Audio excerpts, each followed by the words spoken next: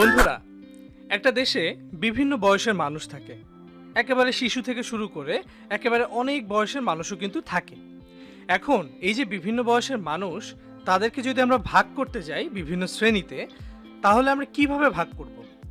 সেটিকে আমরা কোন পদ্ধতিতে ভাগ করব? আমরা কয়টা ভাগ করব একটা দেশের বিভিন্ন বয়সের মানুষদেরকে? আজকের ভিডিওতে আমি সেই ব্যাপারটি নিয়ে তোমাদের সাথে কথা বলবো। বন্ধুরা, 10 মিনিট স্কুলের ভূগোল ক্লাসে তোমাদের সবাইকে স্বাগতম জানাচ্ছি। আমি রাশেদ। বন্ধুরা, আমি তোমাদের যে দ্বিতীয় অধ্যায় ভূগোল দ্বিতীয় পত্রের জনসংখ্যা, সেই জনসংখ্যা অধ্যায়টি নিয়ে পড়াচ্ছিলাম এবং এই অধ্যায়ের একটি টপিক প্রথমেই তোমাদেরকে জনসংখ্যার বিভিন্ন জনমিতিক উপাদান সেটি নিয়ে জানিয়েছিলাম। সেখানে তোমাদের সাথে জনসংখ্যার আকার, ঘনত্ব, মাথাপিছু আয়, মাথাপিছু ভূমি, জন্মহার, মৃত্যুহার এগুলো সম্পর্কে জানিয়েছিলাম। আজকের ক্লাসে আমি তোমাদের সাথে যে টপিকটি নিয়ে আলোচনা করব সেটি হচ্ছে জনসংখ্যা জনমিতিক উপাদানের আরেকটি উপাদান, সেটি হচ্ছে জনসংখ্যার বয়স কাঠামো। বন্ধুরা, এই জিনিসটি জানা কিন্তু খুবই গুরুত্বপূর্ণ এবং আজকের এই যে ক্লাসটি, সেই ক্লাসটি কিন্তু খুব মনোযোগ দিয়ে দেখবে, কারণ আজকে যে ক্লাসে বিভিন্ন জিনিসগুলো দেখাবো সেই জিনিসগুলোকে কিভাবে বিশ্লেষণ করতে হয়, সেই বিশ্লেষণ করার যে ব্যাপারটি, সেই ব্যাপারটিও তোমাদেরকে বুঝিয়ে দেব। তাহলে বন্ধুরা, চলো আমরা জনসংখ্যার যে বয়স কাঠামো, সেই জনসংখ্যার বয়স কাঠামো কি সেটি দেখে নিই। এখন দেখো বন্ধুরা, জনসংখ্যার বয়স কাঠামো হচ্ছে জনমিতিক উপাদানের একটা অন্যতম উপাদান। কারণ তোমার দেশের একটা জনসংখ্যার আকার জানলে, তুমি একটা দেশের জনসংখ্যার হচ্ছে জন্মহার জানলে, মৃত্যুহার জানলে, অথবা তুমি ঘনত্ব জানলে, জনসংখ্যার মাথাপিছু ভূমি জানলে, মাথাপিছু আয় জানলে, কিন্তু দেখো একটা দেশে কি জনসংখ্যা মানুষ থাকে সেটি তো জানা দরকার, তাই না? সেখানে কি জনসংখ্যা বলেছি, দুঃখিত বন্ধুরা, কি বয়সের, কোন কোন বয়সে মানুষ আছে সেটি তো জানা দরকার, তাই না? যে তোমার একটা জনসংখ্যার যদি তুমি দেখো, তাহলে সেখানে কোন কোন বয়সের মানুষ আছে, সেখানে বৃদ্ধ মানুষের সংখ্যাটি কতটুক, বা বৃদ্ধ মানুষের পার্সেন্টেজ যদি করো বা শতাংশের হিসাবে যদি বলো, তাহলে সেইটি কতটুক, বা শিশুর পরিমাণটি আসলে কতটুক, বা কর্মক্ষম বা মধ্যবয়স্ক যুবকদের সংখ্যা কতটুক, এই ব্যাপারটি তো জানা দরকার, তাই না? বন্ধুরা, এখানে যুবক বলতে কিন্তু আমি নারী পুরুষ সবাইকে বোঝাচ্ছি, এখানে আমি একদম কমন জেন্ডারটি ইউজ করছি। দেখো বন্ধুরা, জনসংখ্যার যে বয়স কাঠামো সেটি জন্মহার, মৃত্যুহার এবং অভিগমন দ্বারা কিন্তু প্রভাবিত হয়। একটা ব্যাপার আমি তোমাদেরকে একটু বলি।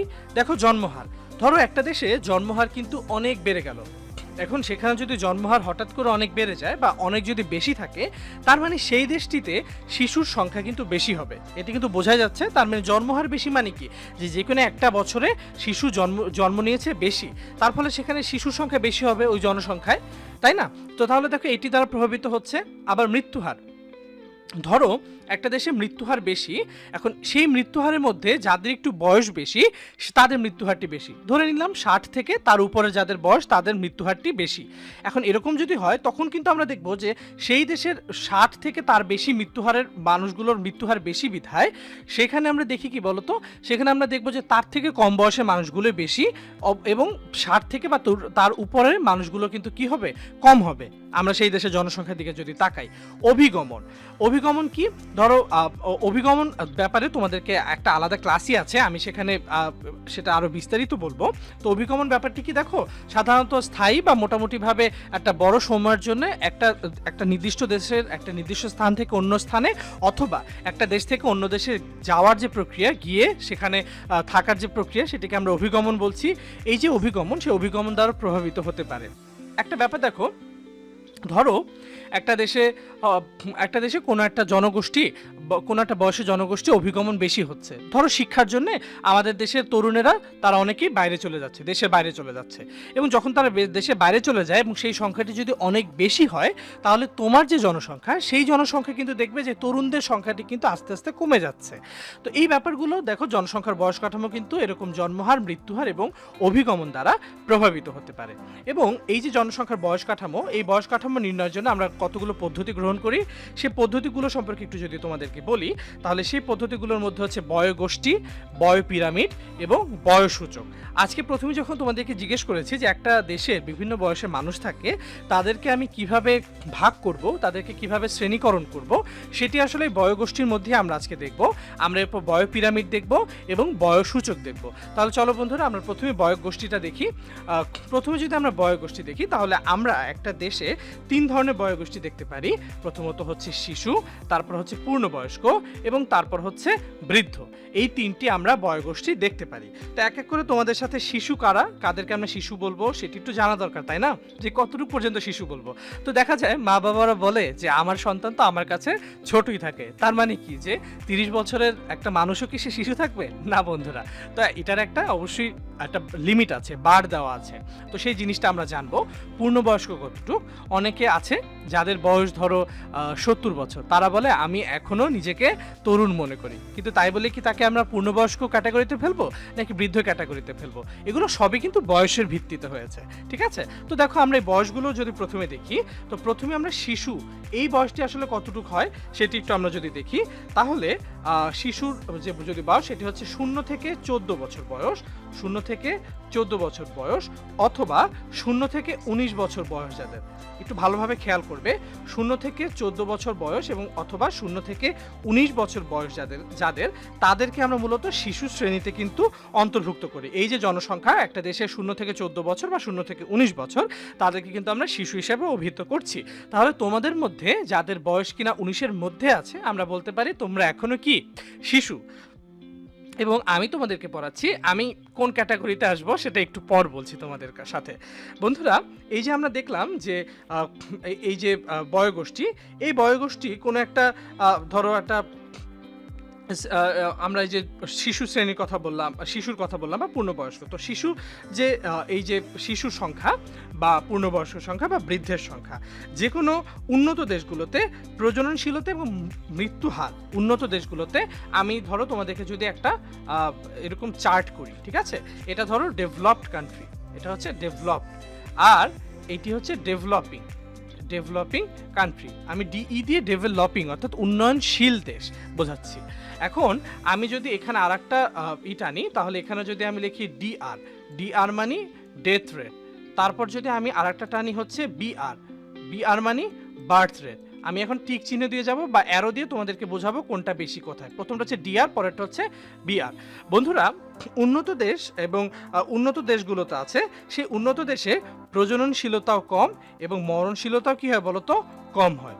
উন্নত দেশগুলোতে ডিআরও কম হয় এবং অর্থাৎ ডেথ রেটও কম হয় এবং বার্থ রেটও কিন্তু কম হয়। কেন আসলে এই ব্যাপারটি হয়? উন্নত দেশগুলো সাধারণত শিক্ষা দীক্ষা, সেখানে শিক্ষার হার অনেক বেশি থাকে এবং এই শিক্ষার হার বেশি থাকার কারণে সেই দেশের মানুষ কিন্তু অনেক বেশি সন্তান গ্রহণে কিন্তু বা সন্তান নেওয়াতে কিন্তু তারা আগ্রহী হয় না। তারা অল্প সন্তান নিয়ে তাদেরকে প্রপারলি তাদেরকে লালন পালন করতে আগ্রহী, যার ফলে সেখানে কিন্তু আমরা বার্থ রেটটা কম দেখি। অপরদিকে ডেথ রেট কম হওয়ার কারণ সেই দেশে বিভিন্ন প্রযুক্তি, চিকিৎসা বিজ্ঞানে তারা অনেক উন্নত হওয়ায় সেখানে কিন্তু পুষ্টির অভাব কম থাকে, দারিদ্র্য কম থাকে, যার ফলে এই যে সমস্যাগুলো, এই সমস্যাগুলো কম থাকার ফলে সেখানে স্বাস্থ্য ব্যবস্থা ভালো থাকে এবং সামগ্রিকভাবে স্বাস্থ্য ব্যবস্থা ভালো থাকার ফলে উন্নত দেশগুলোতে ডেথ রেটও কিন্তু আমরা কম দেখি বা মরণশীলতাও কিন্তু আমরা কম দেখি। অপরদিকে আমি এখানে আসলে অনুন্নত দেশের কথা যদি বলি, আমি এখানে ইউ দিই, আসলে ইউ দিলে বুঝতে পারবে, আন্ডার ডেভেলপড যেটি, হ্যাঁ আন্ডার ডেভেলপড দেশ যদি আমি একটু দেখাই, আচ্ছা ডেভেলপিং কান্ট্রি যেটি, ডেভেলপিং কান্ট্রির ব্যাপারে একটু বলে দিই। ডেভেলপিং কান্ট্রি মোটামুটি একটা মাঝামাঝি অবস্থায় অবস্থান করবে। এই ডেভেলপড কান্ট্রি মানে উন্নত দেশ এবং অনুন্নত দেশের মাঝামাঝি অবস্থায় কিন্তু উন্নয়নশীল দেশগুলো অবস্থান করবে। তো দেখো, অনুন্নত যে দেশগুলো আছে বা আন্ডার ডেভেলপড যে দেশগুলো আছে, সেই দেশগুলোতে আমি যখন তোমাদেরকে আফ্রিকার মানচিত্র, যখন তোমাকে পুরো বিশ্বের মানচিত্র দেখেছিলাম, সেখানে দেখেছিলাম যে বার্থ রেটও বেশি, ডেথ রেটও কি হয় বলতো, বেশি হয়, তাই না? তো দেখো, অনুন্নত দেশগুলোতে ডেথ রেটও বেশি হয় এবং বার্থ রেটও বেশি হয়। কেন ডেথ রেট এবং বার্থ রেট দুইটাই বেশি হয়? প্রথম কথা, সেই সব দেশগুলোতে শিক্ষার হার কম, অনেকবার বলেছি তোমাদেরকে, শিক্ষার হার কম, সচেতনতা কম, যার ফলে তারা অনেক বেশি সন্তান নিয়ে থাকে এবং যার ফলে সেখানে জন্মহারও বাড়ে এবং সেই সব দেশগুলোর স্বাস্থ্য ব্যবস্থা, অনুন্নত দেশগুলোর স্বাস্থ্য ব্যবস্থা ভালো না বিধায় সেখানে কিন্তু আমরা ডেথ রেট অথবা মরণশীলতা কিন্তু আমরা বেশি দেখতে পাই। বুঝতে পেরেছো বন্ধুরা? তাহলে আমরা কিন্তু এই ব্যাপারটি দেখলাম। এবং অনুন্নত দেশগুলো যদি আমরা দেখি, অনুন্নত দেশে এই যে শিশুদের সংখ্যা, তাদের যদি আমরা জনসংখ্যা শিশুদের সংখ্যা দেখি অনুন্নত দেশে, তাহলে একটা অনুন্নত দেশে এই শিশুদের সংখ্যা হচ্ছে জনসংখ্যার 40% থাকে। পুরো জনসংখ্যার 40%ই কিন্তু শিশু থাকে অনুন্নত দেশগুলোয়, কারণ সেখানে কিন্তু ডেথ রেট, বার্থ রেট অনেক বেশি থাকে। এবং দেখো, ডেথ রেট অনেক বেশি থাকে মূলত হয়তো বা বৃদ্ধ জনগোষ্ঠীরা বেশি মৃত্যুর সম্মুখীন হয়ে থাকে, এমন কিছু ব্যাপার কাজ করতে পারে। তাহলে বন্ধুরা, আমরা যে শিশু শ্রেণীটি আছে এই বয়োগোষ্ঠীর, সেই বয়োগোষ্ঠীর শিশু শ্রেণীটি কিন্তু আমরা দেখলাম। এখন আমরা হচ্ছে সেই ব্যাপারগুলো এখন দেখব। এখন বন্ধুরা আমরা এই যে ভাগ করেছি, একটা ধরো 0 থেকে 14 বা 0 থেকে 19 এরকম ভাগে কিন্তু আমরা ভাগ করেছি, তাই না? তো এই যে ভাগগুলো করেছি, এই ভাগগুলো আমরা যে জনসংখ্যা, সেই জনসংখ্যাকে সাধারণত 10 বছর ব্যবধানে আমরা বয়গোষ্ঠীগুলোকে কিন্তু ভাগ করে থাকি। এইভাবে কিন্তু আমরা ভাগ করব। তো বন্ধুরা আমরা যদি এখন একটু সবগুলো রং মুছে দিই, এখন আমরা পূর্ণবয়স্ক যে বয়গোষ্ঠী আছে, সেই পূর্ণবয়স্ক বয়গোষ্ঠী নিয়ে একটু তোমাদেরকে বলি। পূর্ণবয়স্ক বয়গোষ্ঠী কারা? এখন প্রথমত আমরা দেখেছি যে শিশুরা 14 বছর পর্যন্ত হতে পারে একটা হিসাবে, আবার একটা 19 পর্যন্ত হতে পারে। তো আমরা যদি 14 বছরের হিসাবে নিই, তাহলে পূর্ণবয়স্করা হচ্ছে এই শ্রেণীতে 15 থেকে 59 বছর বা 64 বছর পর্যন্ত। 15 থেকে 59। তাহলে একটা ব্যাপার বন্ধুরা দেখো, যে এখানেও কিন্তু আসলে একদম ইউনানিমাস বা একেবারে সবাই যে একই রকম ভাবে ভাবছে ব্যাপারটা তা না। কেউ কিন্তু 19 বছরকেও শিশু হিসেবে ধরছে, আবার কেউ কিন্তু 19 বছরকেও পূর্ণবয়স্কের মধ্যে ফেলছে। আবার এই যে শেষ কোথায় পর্যন্ত আমরা পূর্ণবয়স্ক ধরবো, এখানেও কিন্তু একটা লিমিট আমরা দেখতে পাই। তবে সাধারণত এই যে পূর্ণবয়স্কর লিমিটটা থাকে, শেষ লিমিটটা থাকে, এই লিমিটটাতেই কিন্তু দেখবে তোমরা সরকারি চাকরি বা বিভিন্ন চাকরিতে কিন্তু অবসর গ্রহণ করে থাকে। তো যদি আমরা 14 বছর পর্যন্ত শিশুদেরকে ধরি, তাহলে 15 থেকে 59 বছর বা 64 বছর পর্যন্ত সাধারণত আমরা পূর্ণবয়স্ক ধরতে পারি। আর যদি 19 থেকে ধরি, আমরা 19 পর্যন্ত যেটা ধরেছি, তাহলে সেই হিসাবে 19 থেকে 59 অথবা 64 এই পর্যন্ত, 19 থেকে 59 অথবা 19 থেকে 64 এই পর্যন্ত আমরা পূর্ণবয়স্ক জনগোষ্ঠী কিন্তু হিসেব করে থাকি। বুঝতে পেরেছো বন্ধুরা? এই যে আমরা পূর্ণবয়স্ক গোষ্ঠী বলি, এখন দেখো শিশু, পূর্ণবয়স্ক এবং বৃদ্ধ কারা সবচেয়ে বেশি কর্মক্ষম হয়? একটা শিশুকে তাদের একদম যখন একেবারে এরকম শিশু অবস্থা থাকে বা এই অবস্থা থাকে, তারা কিন্তু অনেক কাজই তারা নিজেরা করতে পারে না, তারা আমাদের উপর নির্ভরশীল হয়, তাই না? অপরদিকে যারা একটু বৃদ্ধ, তারাও কিন্তু আমাদের উপর বিভিন্ন ব্যাপারে কিন্তু নির্ভরশীল থাকে। তো কারা আসলে একেবারে কোনো জনগোষ্ঠীর উপর নির্ভরশীল থাকে না বা অনেক বেশি কর্মক্ষম থাকে, তারা কারা বলো তো? এই যে পূর্ণবয়স্ক যারা, তাই না? এই পূর্ণবয়স্ক যে বয়োগোষ্ঠীটা আছে, তাদেরকে আমরা বলে থাকি সবচেয়ে উৎপাদনশীল জনগোষ্ঠী। ঠিক আছে? এই পূর্ণবয়স্ক যে জনগোষ্ঠী, সেটিকে আমরা সবচেয়ে উৎপাদনশীল জনগোষ্ঠী হিসাবে কিন্তু বলে থাকি।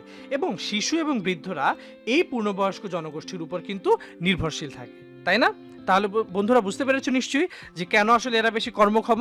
এদের শারীরিক সেই সামর্থ্য থাকে, যার ফলে আসলে এরা অনেক বেশি উৎপাদনশীল বা কর্মক্ষম হয়ে থাকে। বন্ধুরা আমরা এগুলো কিন্তু একেবারে সাধারণ কেস, অর্থাৎ এখন তুমি যদি দেখাও যে অমিতাভ বচ্চন তো 70-এর পরও এখনো অনেক বেশি অ্যাক্টিভ আছেন, তার মতো তো অনেকেই নাই তরুণদের মধ্যে দেখি। এখন অমিতাভ বচ্চন যদি বলি বা এরকম মানুষদের কথা যদি বলি, তারা তো এক্সেপশনাল কেস, আমরা তো তাদেরকে ধরতে পারবো না, তাই না? আমাদেরকে অবশ্যই ইন জেনারেল যা হয় সেই ব্যাপারটি কিন্তু আমাদেরকে ধরতে হবে। বন্ধুরা উন্নত যে দেশগুলো আছে, সেই উন্নত দেশগুলোতে তোমাদেরকে বলেছি যে আমরা বিআর যদি বলি বা বার্থ রেট, এবং উন্নত দেশগুলোতে আমি যদি ডিআর বলি অর্থাৎ ডেথ রেট, যেটি এই দুটি আমরা কি দেখি বলতো? আমরা দুটি দেখি কম, তাই না? উন্নত দেশগুলোতে কারণগুলো তো তোমাদেরকে বলেছি যে কেন আমরা সেটি কম দেখি। দেখো এই যেহেতু কম হয়, এখন তোমার একটা দেশে শিশুর সংখ্যা যদি কম হয় বা বার্থ রেট যদি কম থাকে, তাহলে সেখানে এবং জন্ম এবং সেখানে মৃত্যুহারও কম যদি এই ব্যাপারটি থাকে, বা বার্থ রেট যদি কম থাকে, তাহলে শিশু সংখ্যা কম থাকলে তো এই একটা বর্তমানে যারা পূর্ণবয়স্ক, তারাই তো পরবর্তীতে গিয়ে বর্তমানে যারা শিশু, তারাই তো পরবর্তীতে পূর্ণবয়স্ক হবে, তাই না? নাকি পূর্ণবয়স্করা গিয়ে শিশু হবে? ব্যাপারটা তো এমন না। আমরা তো একটা ধারাবাহিকতা, সেই শিশুরাই গিয়ে পূর্ণবয়স্কতে পরবর্তীতে যাবে, তাই না? একটা সময় আমি শিশু ছিলাম, এখন আমি পূর্ণবয়স্ক বয়োগোষ্ঠীর মধ্যে আছি, একটা সময় আমি বৃদ্ধ বয়োগোষ্ঠীর মধ্যে যাব। তো এইভাবেই তো ব্যাপারগুলো কাজ করে। তো উন্নত দেশগুলোতে আমরা দেখি বর্তমানে যে সেখানে শিশুদের সংখ্যা কম হওয়ায় সেখানে কিন্তু আমরা এই শিশুদের সংখ্যা আমরা কম দেখি, এবং এই গোষ্ঠীর শিশুদের সংখ্যা কম থাকার কারণে কিন্তু আমরা একটা ব্যাপার পরবর্তীতে আমরা এটা হতে পারে উন্নত দেশগুলোতে, যে তাদের পরবর্তীতে পূর্ণবয়স্ক জনগোষ্ঠীর একটা অভাব কিন্তু আমরা দেখতে পারি। তবে বর্তমানে এটি দেখা যাচ্ছে না, হয়তোবা ভবিষ্যতে এই সমস্যার সম্মুখীন তারা হতে পারে। এবং অপরদিকে উন্নত দেশগুলোতে যেহেতু মৃত্যুহার এবং জন্মহার দুটিই কম, এই দুটো কম হওয়ার কারণে উন্নত দেশগুলোতে আমরা এই একটা যে জনগোষ্ঠী, যে পূর্ণবয়স্ক জনগোষ্ঠী, এই জনগোষ্ঠীর যে বৃদ্ধি, সেই বৃদ্ধিটি কিন্তু ধীর গতিতে বৃদ্ধি হতে দেখি। কেননা একটু আগেই বললাম যে সেখানে শিশু যেহেতু কম, এই শিশুরা যেহেতু পরবর্তীতে পূর্ণবয়স্ক হবে, তার ফলে শিশুর সংখ্যা কম হওয়ার কারণে আমরা দেখি যেহেতু বার্থ রেট অনেক কম বা বার্থ রেট কম হয়ে থাকে, যার ফলে পূর্ণবয়স্ক হওয়ারও যে হার বা পূর্ণবয়স্ক জনগোষ্ঠীরও যে শতাংশ বা পার্সেন্টেজ, সেটিও কিন্তু আমরা ধীর গতিতে বৃদ্ধি হতে দেখি। অনেক বেশি দ্রুত কিন্তু এটি বৃদ্ধি হয় না।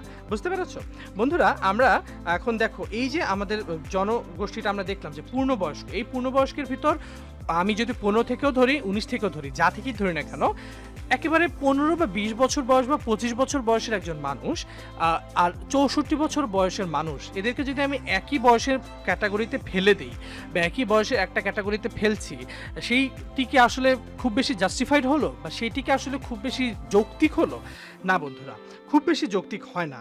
এই জন্যে আমরা একটু ভাগ করি এই পূর্ণবয়স্ক যে জনগোষ্ঠী, এই জনগোষ্ঠীকে আমরা একটু ভাগ করি। এর আগে আমি সবগুলো লেখা একটু মুছে দিই। তো এই পূর্ণবয়স্ক গোষ্ঠীকে আমরা দুটো ভাগে ভাগ করি। সেই দুটো ভাগটি তোমাদেরকে একটু দেখাই। এদের মধ্যে 15 থেকে 34 বছর বয়স যাদের, 15 থেকে 34 বছর, আমরা 15 থেকে এখানে হিসেবটা করছি, তাহলে 15 থেকে 34 বছর বয়সের একটা গোষ্ঠী করি আমরা উপশাখা এই পূর্ণবয়স্কেরই, এবং আর একটা গোষ্ঠী আমরা করি 35 থেকে 64। তাহলে বন্ধুরা এখন কিন্তু আমাদের অনেকটা বন্ধুরা আমি একটু মুছে দিই এটা, তারপর তোমাদেরকে দেখাচ্ছি। দেখো 15 থেকে 64 আমরা দেখলাম। এরপরে আমরা দেখব, দুঃখিত বন্ধুরা, 15 থেকে 64 আমরা দেখেছি। তো এখন আমরা দেখব হচ্ছে 15 থেকে 34 দেখেছি, দুঃখিত, এবং তাহলে 35 থেকে বাকি থাকে হচ্ছে 35 থেকে 64। এখানে লেখা খুবই কষ্টকর, এই জন্য আমি খুবই দুঃখিত বন্ধুরা, এই লিখতে আমার বেশ একটু কষ্ট হচ্ছে যার জন্যে। তো একদম 15 থেকে 34 এবং 35 থেকে 64 দুটো ভাগ করলাম। তো এর মধ্যে যে প্রথম ভাগটি আমরা দেখতে পাই 15 থেকে 34, দেখো এবার কিন্তু একটু সেন্স মেক করছে, তাই না? তো এই যে 15 থেকে 34 বছর বয়স্ক যে জনগোষ্ঠী, তাদেরকে আমরা বলি তরুণ প্রাপ্তবয়স্ক। হ্যাঁ, ধরো তাদেরকে আমরা কি বলি? তরুণ প্রাপ্তবয়স্ক। আমরা ধরে নিতে পারি হ্যাঁ, যে এ হচ্ছে তরুণ প্রাপ্তবয়স্ক। অপরদিকে 35 থেকে 64 বছরের মধ্যে যারা থাকে, এই যে বয়স্ক জনগোষ্ঠী, তাদেরকে আমরা বলি বৃদ্ধ প্রাপ্তবয়স্ক। বুঝতে পেরেছো? তাহলে দেখো আমরা কিন্তু শিশুকে একটা ভাগেই রাখছি, কিন্তু অপরদিকে পূর্ণবয়স্কের মধ্যে আমরা দুটো ভাগ করছি। সেই দুটো বয়সের ভাগের মধ্যে একটা দেখি তরুণ প্রাপ্তবয়স্ক এবং আরেকটি দেখি বৃদ্ধ প্রাপ্তবয়স্ক। তরুণ প্রাপ্তবয়স্করা সাধারণত 15 থেকে 34-এর মধ্যে থাকে বয়স, এবং বৃদ্ধ প্রাপ্তবয়স্কের বয়স, এই গোষ্ঠীটির বয়স থাকে 35 থেকে 64 বছর বয়সের মধ্যে। বন্ধুরা আমরা তাহলে সবগুলো ভাগ পূর্ণবয়স্কের সবগুলো যে ভাগ ছিল সে ভাগগুলো আমরা দেখে নিলাম। এখন আমরা দেখব কি বৃদ্ধ নিয়ে। আমরা এই বৃদ্ধ জনগোষ্ঠীটি নিয়ে যদি দেখি, তাহলে দেখো 60 বা তার ঊর্ধ্ব, ঠিক আছে? তাহলে কি ইজ গ্রেটার দ্যান 60, অর্থাৎ 60 থেকে বেশি, এটা কিন্তু গ্রেটার দ্যান সাইন। হ্যাঁ, তাহলে বৃদ্ধ জনগোষ্ঠী কি হবে বলতো? 60-এর থেকে বেশি বয়স্ক যে মানুষ, সেই বয়স্ক মানুষদেরকে আমরা কিন্তু এই বৃদ্ধ বয়সের ভিতর ফেলি, 60 বা 65। হ্যাঁ, 60 বা 65 বছর বয়স্ক যে মানুষগুলো, তাদেরকে 65 বছর বয়সের অধিক ঊর্ধ্ব যে মানুষগুলো, আবারও বলি 60-এর বেশি অথবা 65-র বেশি যে বয়স্ক মানুষ থাকে, সেই বয়োগোষ্ঠীকে আমরা বৃদ্ধ যে বয়োগোষ্ঠী আছে সেই বয়োগোষ্ঠীর মধ্যে আমরা কিন্তু বলে থাকি। এবং অনুন্নত দেশসমূহে এই গ্রুপের জনসংখ্যা কিন্তু কম থাকে। কেন? আমরা যদি একটা আন্ডার ডেভেলপড কান্ট্রি দেখি, এই যে আমরা অনুন্নত দেশ বললাম, এখন আন্ডার ডেভেলপড কান্ট্রির আমরা যদি বার্থ রেট বলি, বার্থ রেট আমরা জানি কীরকম, এবং আমি বি দিয়ে লিখলাম আর এখানে ডি দিয়ে লিখলাম ডেথ রেট। তোমরা জানো বার্থ রেটও সেখানে বেশি, এবং কি একই সাথে সাইমালটেনিয়াসলি ডেথ রেটও বেশি। কেন ডেথ রেট বেশি? সেখানে স্বাস্থ্য ব্যবস্থা থেকে শুরু করে সকল কিছুর যে প্রযুক্তি, সবগুলো কিন্তু বেশ এখনও অপ্রতুল এবং অনেক বেশি অনুন্নত, যার ফলে সেখানে বৃদ্ধ মানুষরা কিন্তু, বৃদ্ধ জনগোষ্ঠীর পরিমাণ কিন্তু আমরা বেশ কম দেখতে পারি উন্নত দেশগুলোতে, তাই না? তাহলে দেখো বন্ধুরা, আমরা যদি একটু বলি, তাহলে আমরা মোটামুটি উন্নত দেশগুলোতে, আমরা যদি উন্নত দেশে ফ্রান্সের কথা বলে থাকি, অথবা আমি যদি তোমাদেরকে জার্মানির কথা বলে থাকি, এইসব দেশগুলোতে আমরা পূর্ণবয়স্ক মানুষের সংখ্যা বেশি দেখব এবং সেখানে শিশুর সংখ্যা একটু কম দেখব। অপরদিকে অনুন্নত দেশগুলোতে আমরা যে অনুন্নত দেশগুলো আছে সেখানে আমরা শিশুদের সংখ্যা বেশি দেখি, পূর্ণবয়স্ক তো দেখি, কিন্তু বৃদ্ধের সংখ্যা আমরা কম দেখে থাকি। এবং উন্নয়নশীল দেশগুলোর অবস্থা মোটামুটি মাঝামাঝি অবস্থায় কিন্তু বিরাজ করে। তাহলে বাংলাদেশের অবস্থা মোটামুটি এই দুটো দেশের উন্নত এবং অনুন্নত, এই দুটো দেশের মধ্যকার একটা মাঝামাঝি দেশের মধ্যে বিরাজ করে। বন্ধুরা, এই কোনো একটা দেশের আর্থসামাজিক মানদণ্ডের উপর নির্ভর করে এই তিনটি গোষ্ঠীতে জনসংখ্যার যে শতকরা পরিমাপ সেটি কিন্তু ওঠানামা করে। অর্থাৎ কোনো একটা দেশে যদি অনেক বেশি দেখো অনুন্নত দেশ, তার মানে সেই দেশে শিশু বেশি, তার মানে তারা কিন্তু দেশের অর্থনীতিতে অবদান রাখতে পারছে না, শিশু অথবা বৃদ্ধ বেশি হতে পারে। এরা হচ্ছে নির্ভরশীল জনগোষ্ঠী। এই নির্ভরশীল জনগোষ্ঠী যদি বেশি থাকে একটা দেশে, সেই দেশ কিন্তু অর্থনীতিতে সেই দেশের সব জনসংখ্যাকে কিন্তু জনগোষ্ঠীকে আনতে পারে না, বা অর্থনীতিতে সেই দেশের একটা জনসংখ্যার একটা বড় অংশ কিন্তু অংশগ্রহণ করতে পারে না, যার ফলে সেই দেশ কিন্তু অর্থনীতিতে অত বেশি আগানো থাকে না তাদের আর্থিক অবস্থার ক্ষেত্রে যদি বলি। কিন্তু উন্নত দেশগুলোতে পূর্ণবয়স্ক বেশি হওয়ায় অধিকাংশ মানুষ কর্মক্ষম হয়, উৎপাদনশীল হয়, যার ফলে সেই দেশের অর্থনৈতিক উন্নতি কিন্তু অনেক দ্রুত ত্বরান্বিত হয়। তাহলে বন্ধুরা, আমরা বয়গোষ্ঠী সম্পর্কে দেখলাম, এখন আমরা বয় পিরামিড নিয়ে একটু দেখব। বন্ধুরা, আমরা বয় পিরামিড যখন দেখব, তোমাদেরকে একটু ভালোভাবে কিন্তু এই বয় পিরামিডটি বুঝতে হবে। দেখো, বয় কাঠামোর যদি প্রতিফলন অধিকতর সুচারুরূপে পেতে হলে, এখন আমরা আগে বয় কাঠামোটা যদি দেখি, এখন বয়গোষ্ঠী সেটি যদি বুঝতে চাই যে আসলে সেই দেশে কতটুকু আছে, কোন ধরনের যে জনগোষ্ঠী, সেটি বুঝতে হলে আমাকে বয় পিরামিডটি কিন্তু অঙ্কন করতে হবে। বুঝতে পেরেছো? তাহলে দেখো, নির্দিষ্ট এলাকার জনসংখ্যার পৌনপুনিক বিন্যাস বিশিষ্ট হিস্টোগ্রাম বা আয়তলেখকে আমরা বয় পিরামিড বলি। বয় পিরামিড কি? এটি একেবারেই হচ্ছে তোমাদের একেবারে কেতাবি সংজ্ঞা। আমি যদি তোমাদেরকে একটু বুঝাই তাহলে এই ব্যাপারটা আরো বুঝে ফেলবে। একটা ব্যাপার দেখো, এই যে বয় পিরামিড, সেটিকে আমরা বয়লিঙ্গ পিরামিড হিসাবে কিন্তু অভিহিত করে থাকি। কি বলে থাকি? বয়লিঙ্গ পিরামিড হিসাবে অভিহিত করে থাকি। কেন আমরা এটিকে আসলে বয়লিঙ্গ পিরামিড হিসাবে অভিহিত করে থাকি? দেখো, এই যে হিস্টোগ্রামটা তোমরা দেখছো, এই হিস্টোগ্রামের একদিকে দেখো, ডান দিকে হচ্ছে ফিমেল অর্থাৎ নারীর সংখ্যা, এবং বাম দিকে হচ্ছে কি পুরুষের সংখ্যা। এবং তোমরা দেখো, এক্স অ্যাক্সিসে আমরা দেখতে পাচ্ছি যে পপুলেশনের মিলিয়ন অর্থাৎ জনসংখ্যা, ওই জনগোষ্ঠীর সংখ্যাটি আসলে কত। এবং আমরা ওয়াই অ্যাক্সিসে, এটি হচ্ছে এক্স অ্যাক্সিস এবং এটি হচ্ছে ওয়াই অ্যাক্সিস, এবং ওয়াই অ্যাক্সিসে বা ওয়াই অক্ষে আমরা দেখতে পাচ্ছি বয়স। তোমরা বয়সের যে শ্রেণী, সেই শ্রেণীটি দেখতে পাচ্ছ। তোমরা দেখো, এখানে সাধারণত 5 করে ভাগটি করা হয়েছে। আমরা 10 করে সাধারণত ভাগটি করি, 5 করে ভাগ করলেও কোনো সমস্যা নেই। 0 থেকে 4, 5 থেকে 9, এভাবে 5 করে এক একটা বয়সকে নেওয়া হয়েছে। এখন দেখো বন্ধুরা, আমরা এই যে বয় পিরামিডটি দেখছি, এই বয় পিরামিডে আমরা আগেই তো বললাম যে ডান দিকে কি আমরা দেখি নারীর সংখ্যা, এবং বাম দিকে আমরা পুরুষের সংখ্যা আমরা বসাই, এবং বসিয়ে আমরা একেবারে যে কনিষ্ঠতম বয়স, প্রথম থেকে দেখো একেবারে নিচের দিকে, এই এক্স অ্যাক্সিসের নিচের দিকে সাধারণত কনিষ্ঠতম বয়স বা একেবারে 0 থেকে বয়সটি শুরু হয়, এবং যত উপরের দিকে যায় বয়সের তত বাড়তে থাকে, সেটি কিন্তু নির্দেশ করে। তো বন্ধুরা, আমরা সেটি তো আমরা দেখলাম। এখন আমরা এই যে পৃথিবীর বিভিন্ন দেশে বয়গোষ্ঠীর জনসংখ্যা অনুসারে কিন্তু বিভিন্ন আকৃতির এটি হতে পারে। এই যে বয় পিরামিডটি কোন দেশের জনসংখ্যা কীরকম, সেটি কিন্তু বিভিন্ন রকম হতে পারে। যেমন আমরা এখানে যে বয় পিরামিডটি দেখছি, এই বয় পিরামিডটি যখন আমরা দেখি, তাহলে দেখো সেই দেশে শিশুদের সংখ্যা, পুরুষ শিশুদের সংখ্যা, বা আগে আসি নারী শিশুদের সংখ্যা, অর্থাৎ মেয়ে শিশুর সংখ্যা হচ্ছে 5 মিলিয়নের একটু বেশি, এবং পুরুষ শিশু সংখ্যা হচ্ছে প্রায় 5.5 মিলিয়নের, 5.5 মিলিয়ন পর্যন্ত যায়নি, তবে নারী শিশু থেকে কিন্তু এটা বেশি হবে। পরবর্তীতে আমি যত উপরে যাচ্ছি, একটা জিনিস দেখো, উপরে যত যাচ্ছি তখন এইখানে আমি যদি দেখো যত উপরে যাই, তাহলে দেখো 90 বছর বয়সে কিন্তু আমি নারী এবং পুরুষ উভয় সংখ্যায় আমি বেশ কম দেখি, অর্থাৎ এই বয়স পর্যন্ত আমরা বেশ কম দেখি। এবং একটা ব্যাপার দেখো, 90 বছর বয়সের যে পুরুষ এবং 90 বছর বয়সের যে নারী, এই দুটো যদি আমি আয়তলেখটি দেখি, তাহলে দেখো 90 বছর বয়স্ক নারীদের সংখ্যা কিন্তু বেশি। তাহলে দেখো, একটা দেশে ওইখানে শিশুর সংখ্যা অথবা বাড়ছে, বা পুরুষ ছেলে শিশু সংখ্যা বাড়লেও নারীদের কিন্তু সেখানে গড় আয়ুটি আমরা বেশি দেখতে পারি। আমরা কিন্তু এই হিস্টোগ্রামটি দেখলে কিন্তু সেটি আরও ভালোভাবে বুঝতে পারবো। তুমি দেখো 80 থেকে 84 তো দেখো নারীদের সংখ্যাটি কিন্তু বেশি হয়, 75 থেকে 79 দেখো সেখানেও নারীদের সংখ্যা বেশি, তুমি 70 থেকে 74 দেখো সেখানে মোটামুটি সেম হলেও নারীদের সংখ্যা কিছুটা বেশি হয়তো আমরা বলতে পারি। তাহলে যত উপরে যাচ্ছি আমরা দেখছি নারীদের সংখ্যা কিন্তু অপর যে লৈঙ্গিক যে মানুষ আছে তাদের থেকে কিন্তু বেশি হয়। তো এই ধরনের বয় পিরামিড, এই ধরনের যে হিস্টোগ্রাম বা আয়তলেখ, এটিকে আমরা বয় পিরামিড হিসাবে কিন্তু অভিহিত করে থাকি।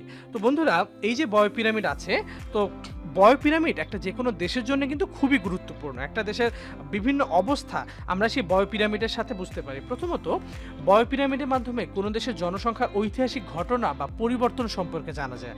একটা দেশের পরিবর্তন যদি আমরা দেখতে যাই, ধরো আমি 2015 সালের ইউনাইটেড স্টেটসের বয় পিরামিড নিলাম, এবং আমি ধরো 2000 সালের আমি বয় পিরামিড নিলাম। এখন 2000 সালে বয় পিরামিড যদি নেই এবং 2015 সালে ইউনাইটেড স্টেটস বা যুক্তরাষ্ট্রে যদি বয় পিরামিড নেই, দুটো কি সমান হবে? হবে না।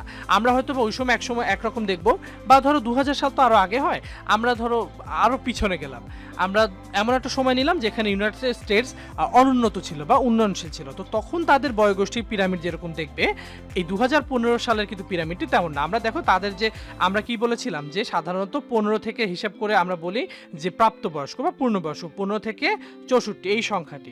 আমরা আবার এখান থেকে যদি একটু চিহ্নিত করি তাহলে এটা হচ্ছে 15 থেকে 64। তাহলে এই যে 15 থেকে 64 সংখ্যাটি আমরা দেখতে পাচ্ছ এই দেশটিতে এই পূর্ণবয়স্ক সংখ্যাটি বা প্রাপ্তবয়স্ক যে জনগোষ্ঠী তাদের সংখ্যা কিন্তু বেশি। তার মানে এই দেশের উৎপাদনশীলতা বেশি, কারণ বেশি মানুষ কি উৎপাদনশীল, বেশি মানুষ অর্থনৈতিক কর্মকাণ্ডের সাথে বেশি জড়িত। তার মানে সেই দেশের অর্থনৈতিক উন্নতিটি কিন্তু দ্রুত গতিতে ঘটবে, আমরা কিন্তু বলতে পারি, তাই না? তাহলে দেখো একটা দেশের বয় পিরামিডের সাহায্যে আমি সেই দেশের জনসংখ্যার ঐতিহাসিক ঘটনা বা পরিবর্তন সম্পর্কে কিন্তু ধারণা পেতে পারি। বিভিন্ন দেশে বয় পিরামিডের মধ্যে তুলনা করো। তুমি আজকে ইউনাইটেড স্টেটসের বয় পিরামিডের সাথে তুমি যদি একটা আফ্রিকার একটা অনুন্নত দেশ, তুমি যদি সেটির যদি তুলনা করো, বা তুমি ধরো আফ্রিকাটা, ধরো দক্ষিণ সুদান, তুমি সেই দেশটি তুলনা করলে তুমি দেখবে সেই দেশটিতে শিশুর সংখ্যা এই যে নিচের দিকে এটি অনেক বেশি হবে। ঠিক আছে, এই যে নিচের দিকে এই যে এই সংখ্যাটি কিন্তু বাড়বে, মানে উপরের দিকের থেকে নিচের দিকে তোমার যে আয়তলেখ সেটি কিন্তু অধিক বিস্তৃত হবে। অপরদিকে সেখানে দেখবে যে এই কর্মক্ষম জনগোষ্ঠী কিন্তু কম, বরঞ্চ সেখানে নির্ভরশীল জনগোষ্ঠী বেশি। তোমাদেরকে আগেই বলেছি যে শিশু এবং বৃদ্ধ তাদেরকে আমরা নির্ভরশীল জনগোষ্ঠী বেশি বলে থাকি। তাহলে দেখো আমরা বয় পিরামিডের মাধ্যমে দুটো দেশের মধ্যে আমরা বয় পিরামিডের তুলনা করে সেই দেশের মধ্যকার বিভিন্ন আর্থসামাজিক অবস্থারও কিন্তু তুলনা করতে পারি। তারপরে কোনো দেশের জনমিতির বৈশিষ্ট্যের ধারা সম্বন্ধে আমরা জানি। একটু আগে বললাম যে কোনো দেশে যদি আমরা দেখি যে শিশুর সংখ্যা বেশি এবং বৃদ্ধের সংখ্যা বেশি কর্মক্ষমের তুলনা, তার মানে বলতে পারি সেই দেশের যে মাথাপিছু আয় বলো বা সে দেশে অর্থনৈতিক উন্নতি বলো সেটা কিন্তু ধীর গতিতে হবে, এবং যার ফলে একটা আরও বিভিন্ন জনমিতিক বৈশিষ্ট্যগুলো, সেই জনমিতিক বৈশিষ্ট্যের ধারা বা সম্বন্ধে কিন্তু আমরা জানতে পারি এই যে বয় পিরামিড আছে সেই বয় পিরামিড দিয়ে। দেখো আমরা যদি দেখি যে একটা দেশে যে এই 100 বছর বয়স্ক মানুষও কিন্তু অনেক বেশি, ধরো আমি দেখে নিলাম যে সাধারণের তুলনায় অনেক বেশি হলো, তার মানে আমরা এই একটা কনক্লুশনে আসতে পারি যে আমাদের সেই দেশটিতে মৃত্যুহার মোটামুটি একটা কম অবস্থা আছে। যদি বলতে পারি, আমি তো এটা ধরে নিচ্ছি, তোমাকে একটা যে কোনো একটা বয়স আমরা বললাম সেই জন্য। তো এরকম দেখো বিভিন্ন জনমিতিক বৈশিষ্ট্যের ধারা সম্বন্ধে জানতেও কিন্তু আমরা এই বয় পিরামিডটি কিন্তু ব্যবহার করি। তাহলে বয় পিরামিড এটি কিন্তু খুবই গুরুত্বপূর্ণ একটা ব্যাপার। এবং বয় পিরামিডের যদি শ্রেণী বিভাগ, তো বয় পিরামিড বিভিন্ন দেশে বিভিন্ন রকম হয়। একটু আগেই বলেছি কোনোটার ভিত্তি বড়, কোনোটার ছোট। ভিত্তি মানে এই যে নিচের দিক থেকে কোনোটা এরকম, আবার কোনোটা হচ্ছে এরকমও হতে পারে, এই যে এরকমও হতে পারে বয় পিরামিড।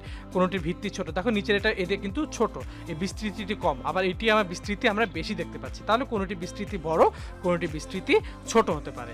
তো বিশিষ্ট জনসংখ্যাবিদ জে.আই. ক্লার্কের মতে তিনি বলেছেন বয় পিরামিড হচ্ছে দুই প্রকার। তো বয় পিরামিড দুই প্রকার। বয় পিরামিডটি কি?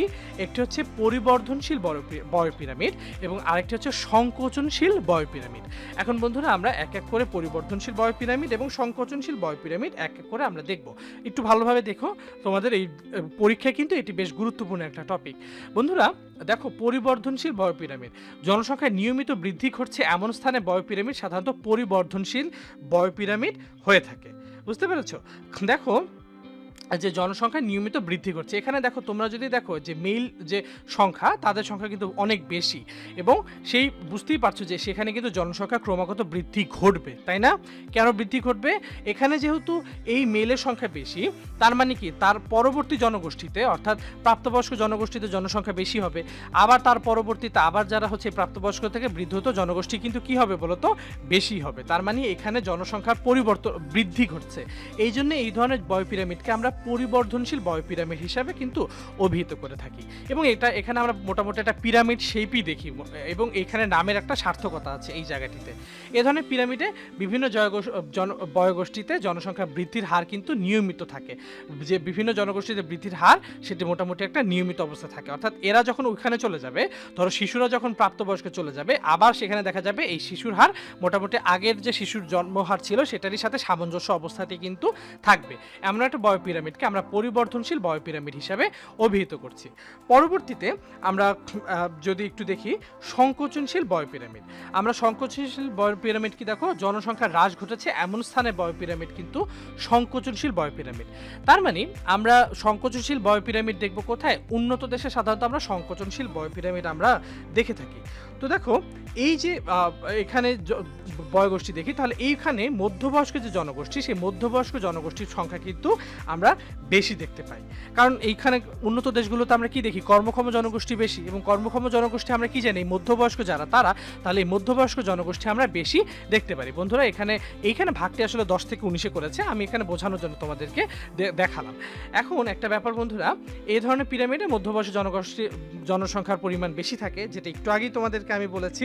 এখন এছাড়া বয় পিরামিডকে আমরা আরও বেশ কিছু ভাগে ভাগ করতে পারি। সেটি বলার আগে একটু বললাম যে কেন সংকোচনশীল ভাগগুলো আমরা এখানে দেখে থাকি। প্রথমত সংকোচনশীল যে বয় পিরামিড সেটি আমরা দেখে থাকি যে কোন জনগোষ্ঠীতে বলো তো, সেটি আমরা দেখে থাকি উন্নত দেশে আর কি। উন্নত দেশে দেখি এরকম সংকোচনশীল বয় পিরামিড। অপরদিকে উন্নত দেশ বা আমি যদি বলি যে উন্নয়নশীল দেশ, সেগুলোতে আমরা তুলনামূলক পরিবর্ধনশীল যে বয় পিরামিডটি আছে সেই বয় পিরামিডটি কিন্তু আমরা দেখতে পারি। তাহলে একটা দেশের বয় পিরামিডটি দেখে তুমি সেই দেশের অনেক কিছু কিন্তু প্রেডিক্ট করে দিতে পারো, বা তুমি সেই দেশের অনেক কিছু সম্পর্কে কিন্তু বলে দিতে পারো।